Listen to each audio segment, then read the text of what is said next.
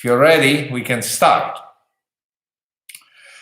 As usual, a few minutes dedicated to the questions. The most interesting question is, some people ask me about the shoes that I use for training.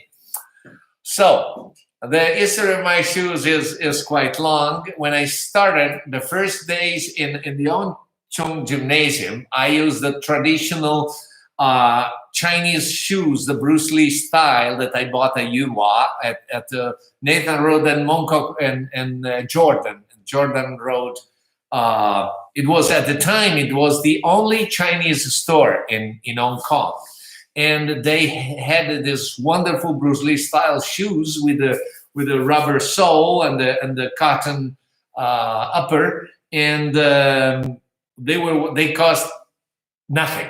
So it was a matter of $1 or less, and so I used them for a few days, and I sweat a lot, so I threw them away frequently, and they were wonderful.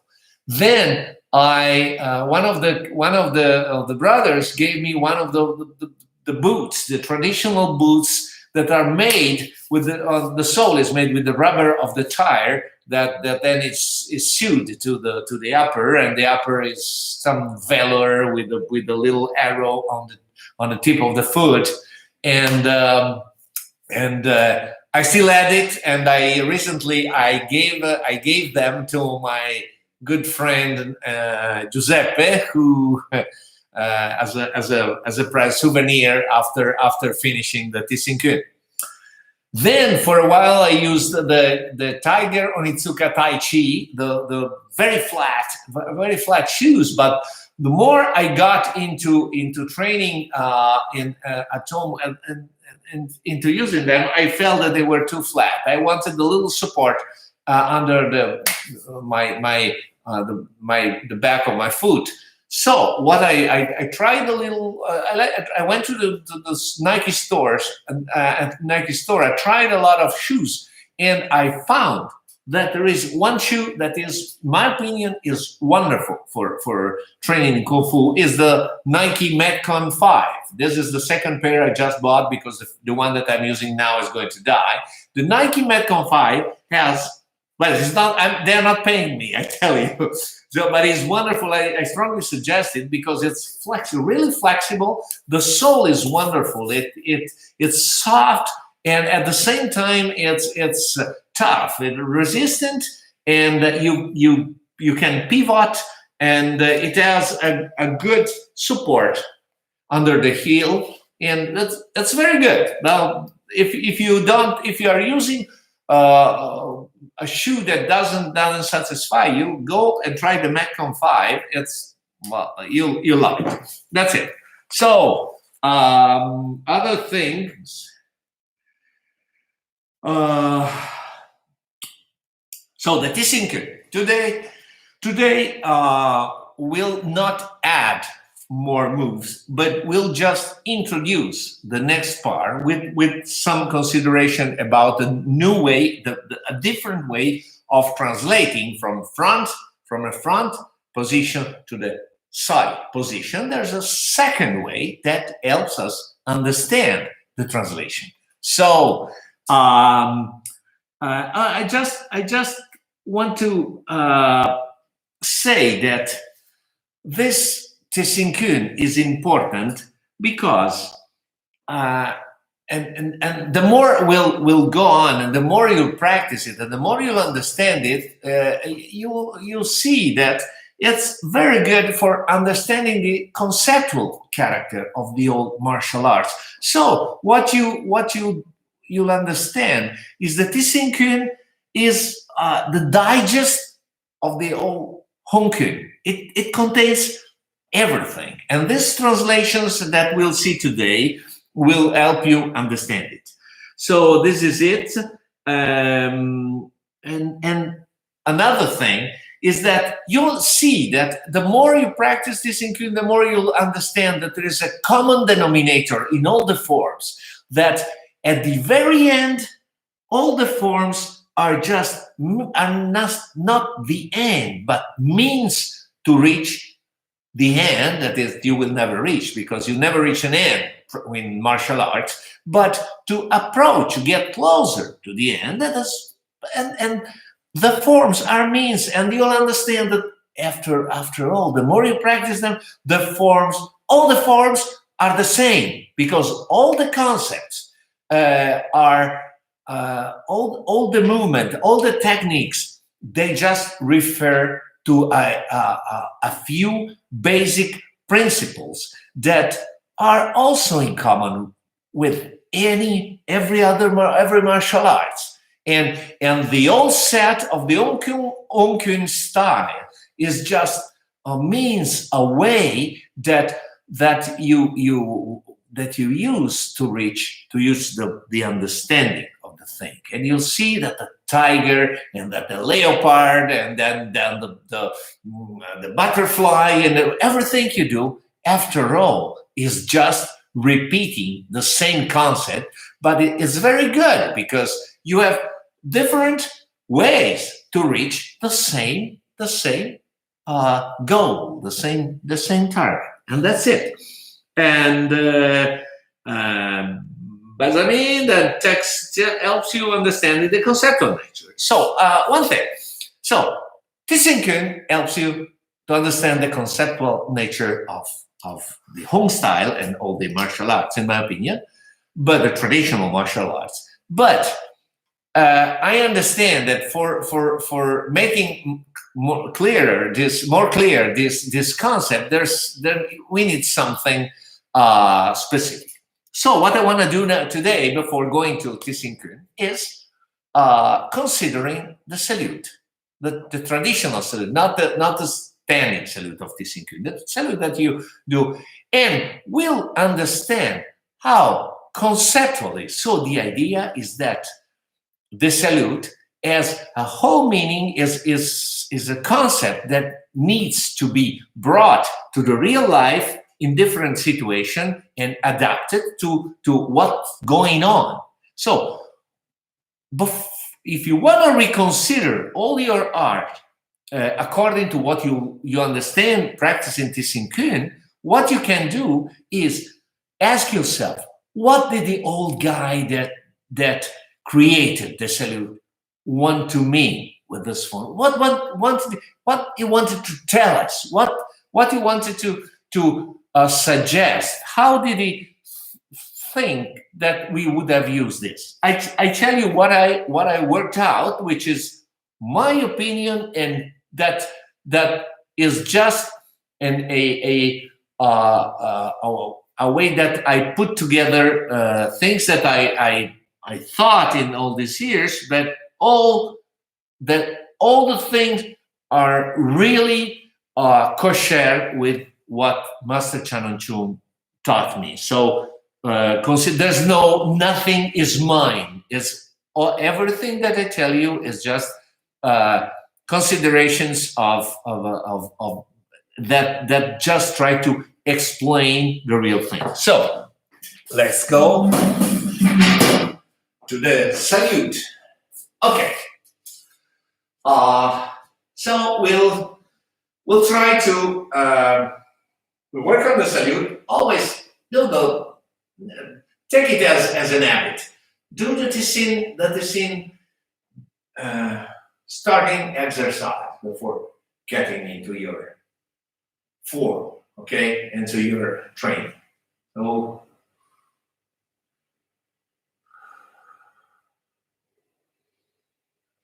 okay, here we are. So let's go with the basic home style salute. So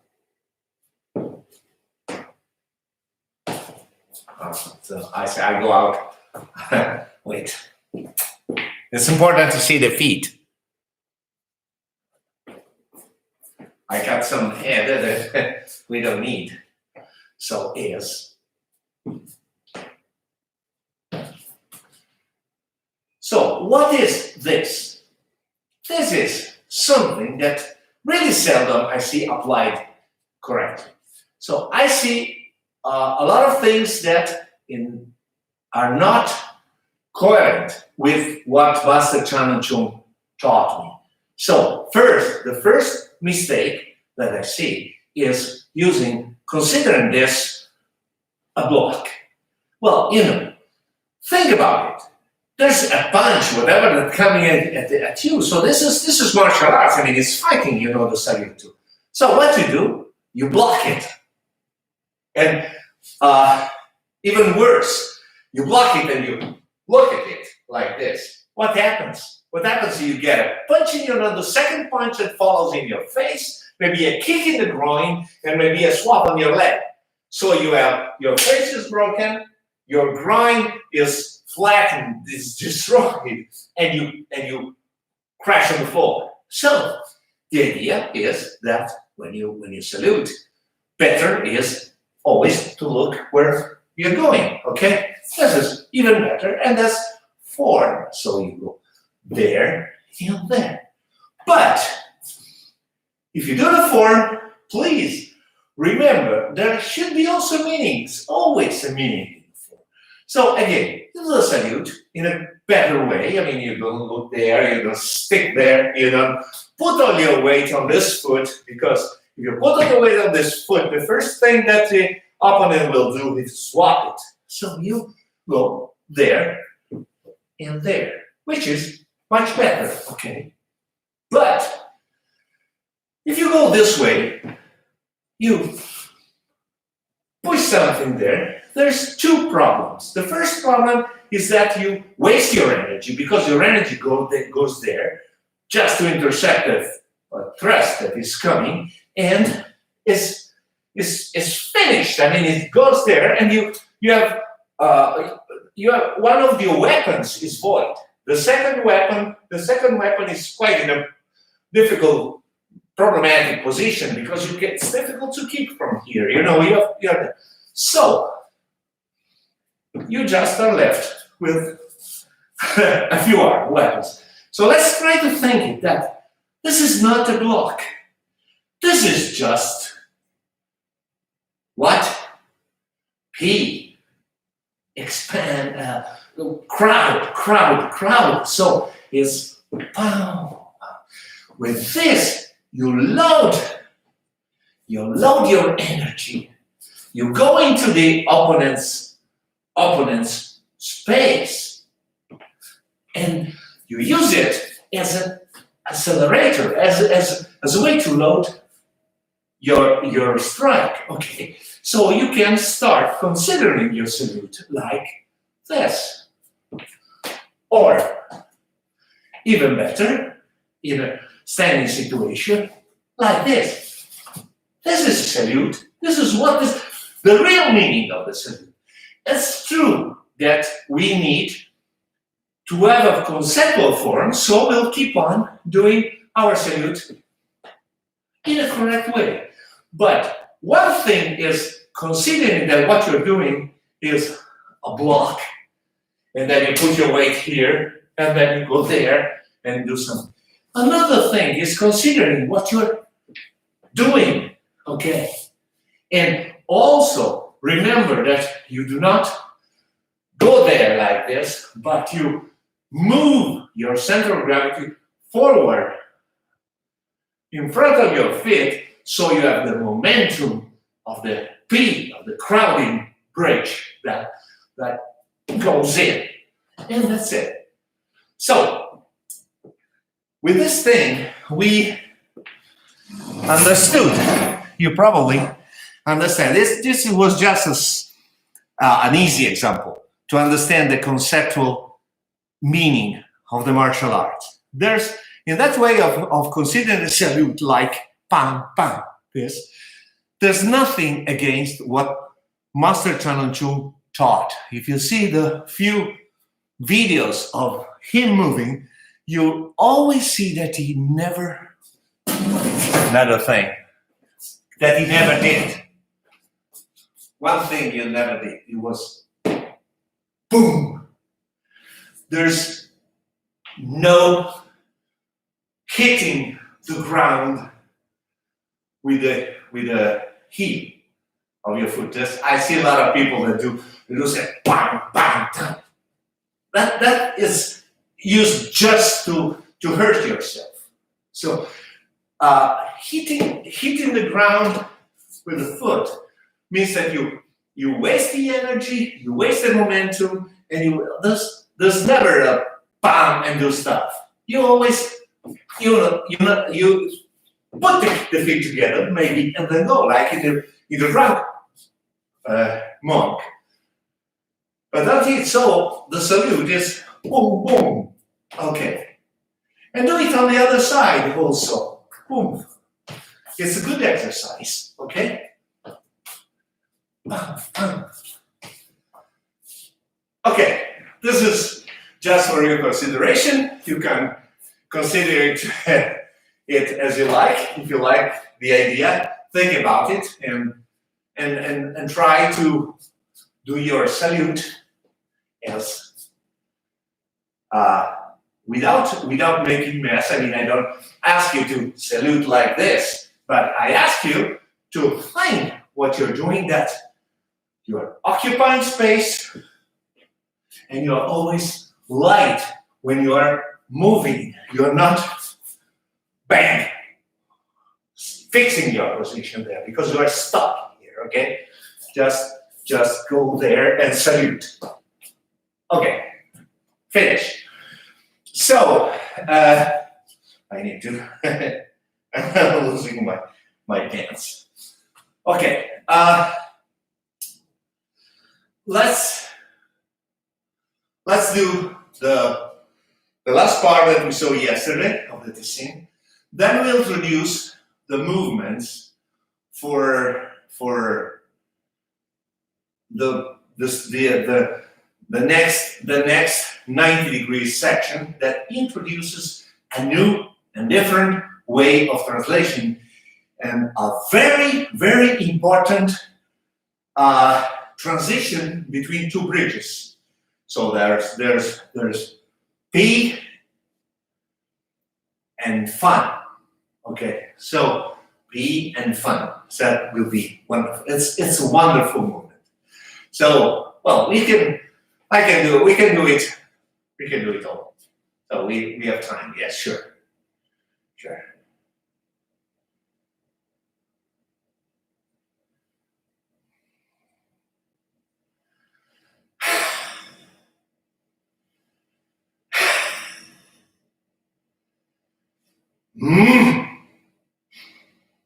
Hey.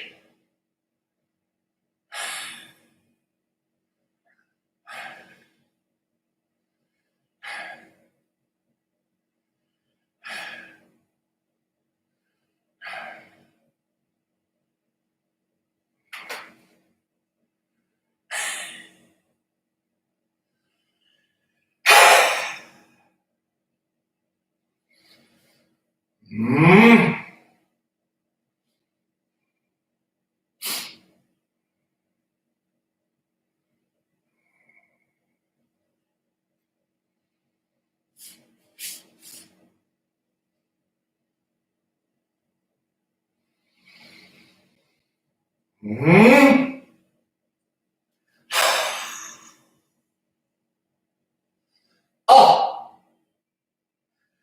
Hey. Wow.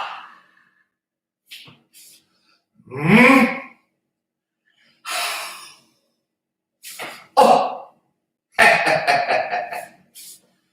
Hey. Ta.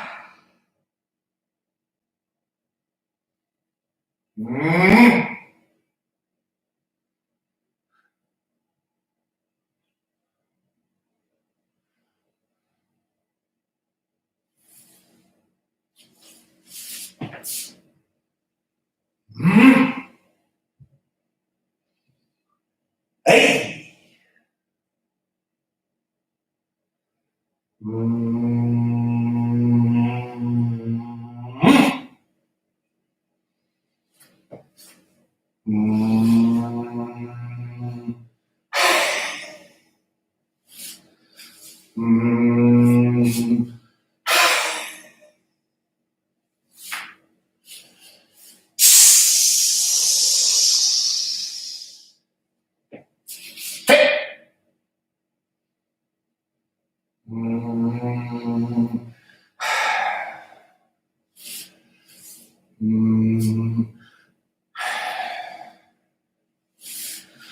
Hey. Oh. Hey. Hey.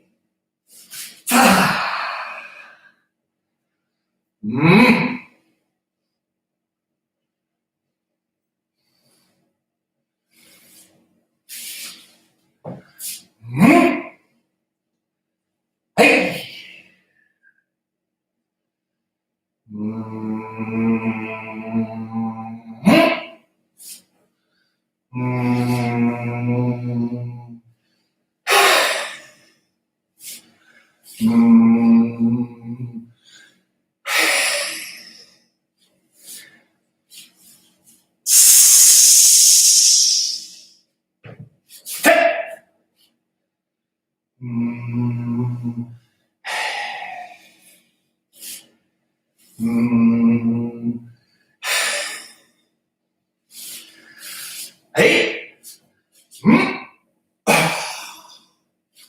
Oh. Hey.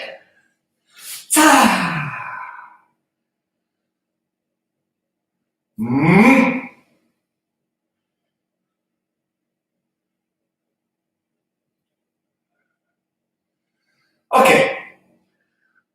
Next time, so tomorrow, I will show you how the form goes on.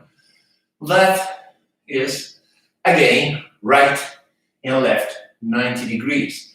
Then there will be two sections, 45 degrees, and then the final front. After these two sections we are going to do, there's a small part that, in my opinion, has been introduced by Cheung Yee Keung. I eventually show it after, because when I learned the Tit Sin Kuen back in the days, I took notes of everything that I did, and that section was not present when Chan Hon Chung taught me. I don't know if they wanted to prevent me for having the whole thing, or just that it has been added later. I train it the old way that I learned it, as I learned it back in the days, and I keep training that. And from time to time, I do that section that, in my opinion, has some inconsistencies with the meaning. But we'll see. We'll discuss it later. What I want to do is that today, at the next part, we'll have some stuff to do that will ask you to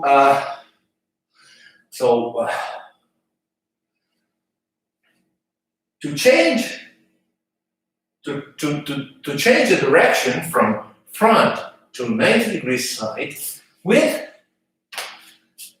a movement that is not this anymore, because you will go to si-hing. So the usual yi, yin, ting, bang, ma, the short si-hing, but it will be like that.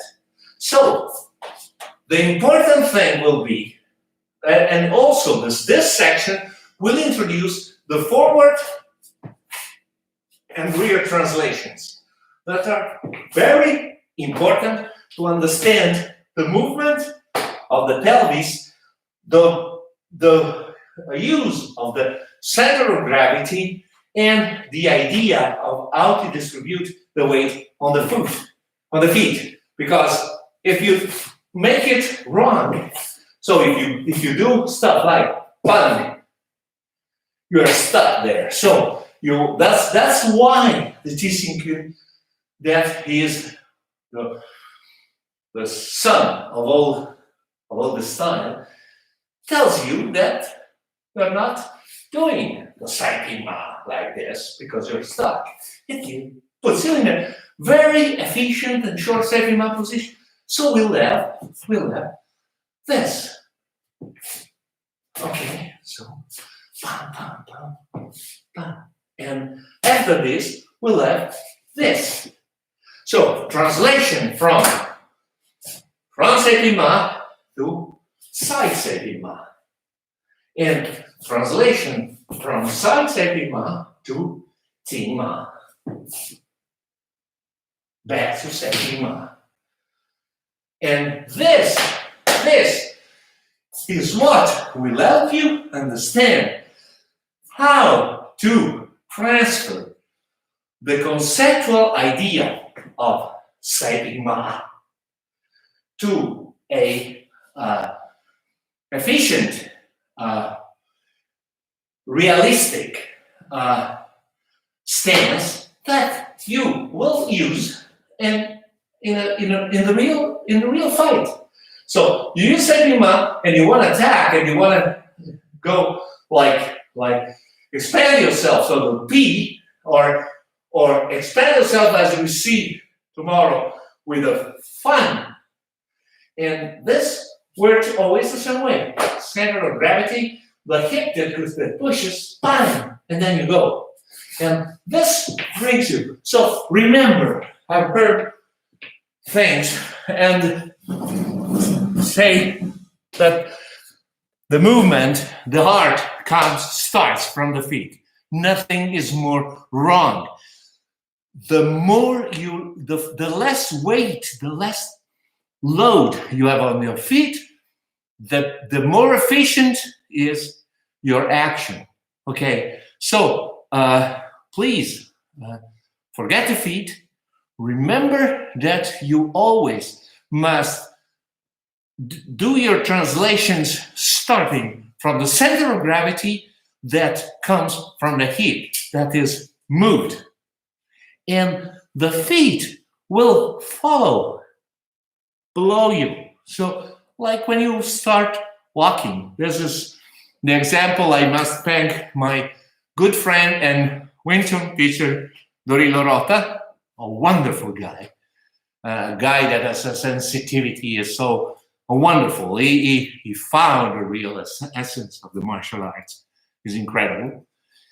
And thanks to Dorilo, I could bring to consciousness this thing that I did without being conscious of it. So it's just the waist that moves, the center of gravity that goes here and there. Okay? So I think we're over for today.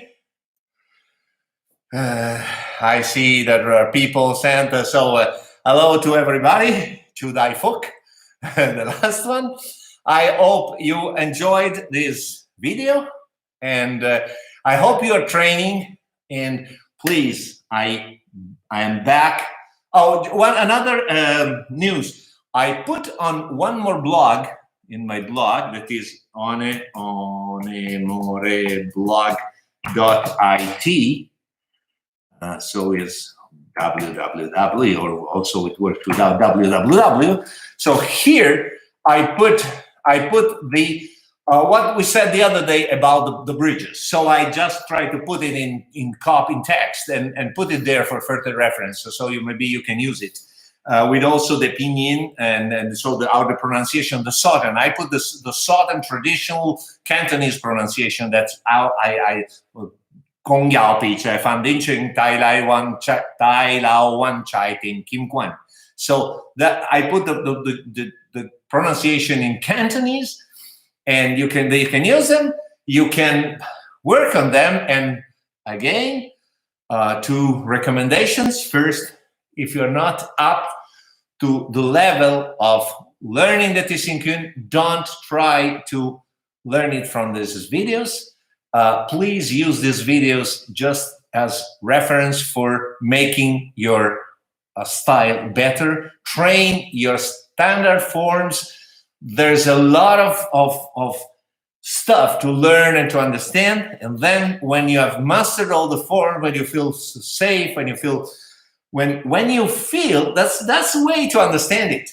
So the day that when you use to practice the form and you do some sparring, and instead of looking like a mediocre boxer, you look like somebody who knows Chinese Kung Fu, then you probably are up to the standard of because I see a lot of people that do the tiger, wow, follow all the sound, gosh, and then when they spar, they put on the gloves and they look like mediocre boxers. The boxers, you see, when a boxer is not easy to deal with. So do not mimic the boxers, please. Play Kung Fu. You train Kung Fu, Chinese Kung Fu. Use Chinese Kung Fu. It's not sport. It's martial arts. So please, Chinese Kung Fu. When you can spar, that's a good way to check your style. When you can spar with Chinese Kung Fu, then you can start learning Tit Sin Kuen. Okay, let's see. Thanks to you for attending this. Oh, and the second, please stay home wherever you are in the world. Stay home. I see that the numbers in Italy are getting better. I see that the numbers in UK, in the States, our brothers all around the world are in danger. Please stay home.